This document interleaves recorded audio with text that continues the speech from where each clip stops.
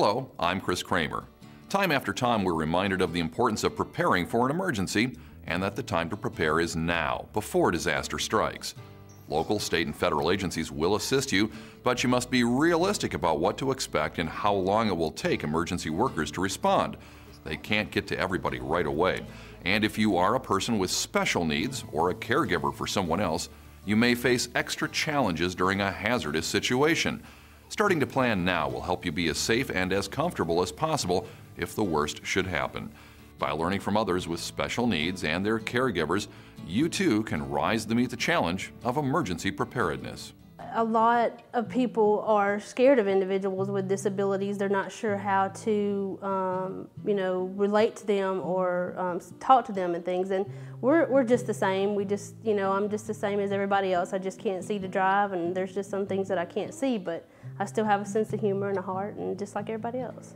When I see a disaster like, Katrina, I think about the people that, are in wheelchairs, the people that are challenged, how they survive that or how they, the help they would have to have with that. Those kind of things have to cross your mind. If something happened, emergency or anything popped up, we'd have to watch what the hearing people are doing and follow them because, we depend on the hearing people.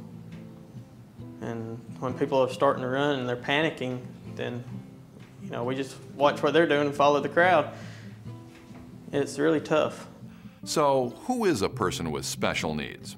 Anyone who may have a physical, medical, or mental disability that could affect his or her ability to prepare for an emergency or take protective action. In emergency planning, children who are unsupervised for any length of time, people who do not have transportation, and those who do not understand English are also considered persons with special needs if they do not have assistance. The good news is that there is help out there for people in Alabama with special needs. Disasters can strike with little or no notice. They can happen any time of the year. So often, those among us who are special needs individuals are so much more susceptible to the events that occur during a disaster that we find these people being much more vulnerable, and that emphasizes the point to prepare before the fact. If a hazard happens, it's going to happen, but we will make sure that people have the less effect. Special need people are affected at a greater disadvantage than the normal person.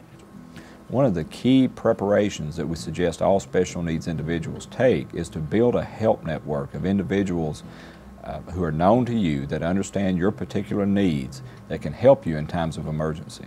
If you have home health care nurses, you have that. You have Department of Human Resources. You have your family members, and you have your church members.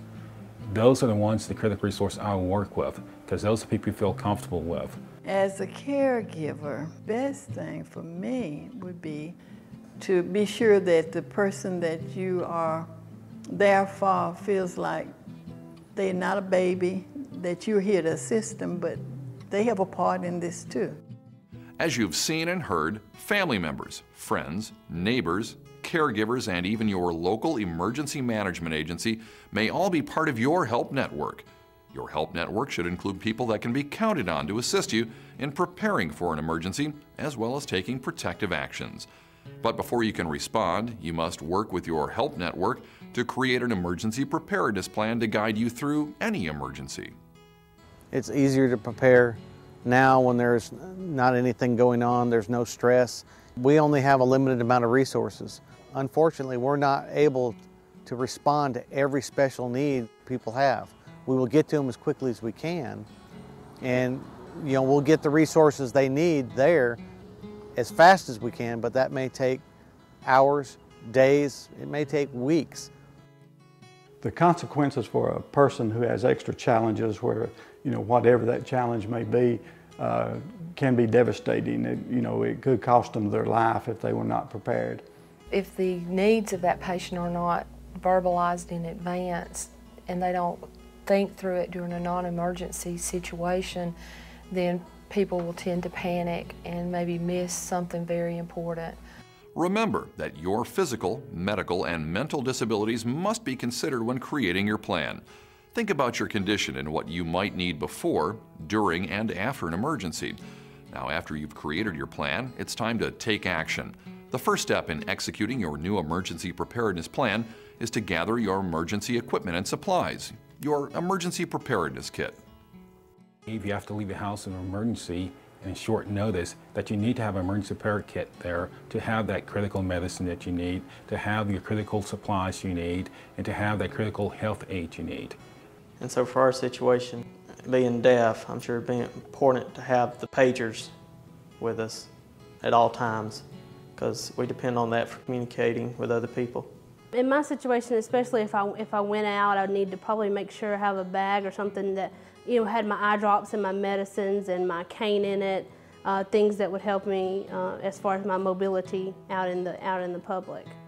So now that you've created your emergency preparedness plan and gathered emergency supplies accounting for your special needs, you must plan to receive information from authorities about the emergency. If you have special needs, you must plan to receive emergency information based on your abilities. The emergency alert system is used by county emergency management agencies to provide information before, during, and after an emergency. The system includes outdoor warning sirens, tone alert radios, and local radio and television stations. Depending on your abilities, you must identify the best way for you to receive emergency information. It's hard to communicate and get in touch with people and get the information like other people can in case they need to evacuate. So we just need more responsibility, make sure in case something happens that we get out and contact the people so we can get people out in case they have to evacuate. It's not enough just to be able to receive and understand emergency alert system messages. You must know the risks that you face where you live, work, and spend your free time. County emergency management agencies will provide protective action instructions based on the type of emergency and how close it is to you. For example, the area around Anniston, Alabama is home to the Anniston Army Depot, a facility where potentially deadly chemical weapons are stored and destroyed. The Chemical Stockpile Emergency Preparedness Program has identified zones around the depot that could face varying levels of risk in the unlikely event of a chemical accident. These zones include areas within Calhoun, Clay, Cleburne, Etowah, St. Clair, and Talladega counties. Knowing your risks is critical to being able to take protective action for any kind of emergency.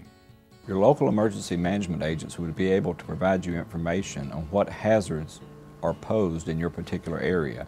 I want to make sure the special needs populations understand that you're not alone, that you have assistance, and there are people in your communities as well as government that are there to aid you. During hazardous conditions, you may need to take shelter in your home. Your action should be based on the situation. Protective actions are different for different emergencies. Remember, if you know your risks and you know your zones, you'll know which protective actions to take, including any extra steps you may need to take because of your disability. Remember that you must prepare for all protective actions, including evacuation. For people with special needs and their help network, this may present extra challenges that require extra planning to be prepared for any emergency. The things that are most important to me, being in a wheelchair, are number one, making sure that my family members and my grandchildren have a plan and are going to be safe, because personally I'm not going to be able to assist them a lot, with their own plan. So I want to make sure that my plan is in place and that I know what to do with myself so I can get myself to safety. If you have special needs or are part of a help network for someone else, remember that when planning for emergencies, you're not alone. There are plenty of resources for those who are working to prepare themselves for emergencies. The key is to start planning now so that the next time disaster strikes, you'll be ready.